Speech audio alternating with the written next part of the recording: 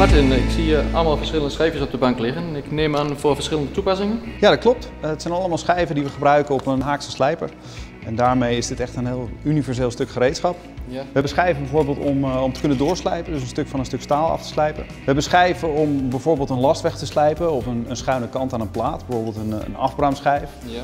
Of een lamellenschijf of deze fiberschijven. Ja. En als laatste hebben we ook nog schijven om oppervlakken te verfraaien of te ontdoen van roest of een coating of iets. En dat zijn bijvoorbeeld deze schijven, maar ook deze bijvoorbeeld. En we hebben ook dit soort schijven die daarvoor ingezet kunnen worden. En is type machine belangrijk?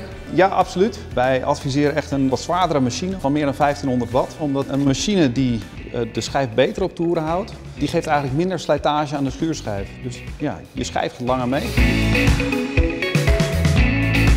Oké, we gaan aan de slag. Voor de juiste werkhouding ga ik op een verhoging staan. We gaan 3 lassen wegslijpen in een vlakke plaat.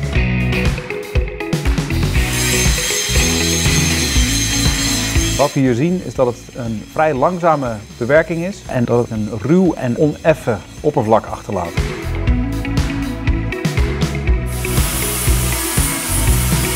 De lamellenschijf werkt gladder, maar laat kuiltjes achter in het oppervlak.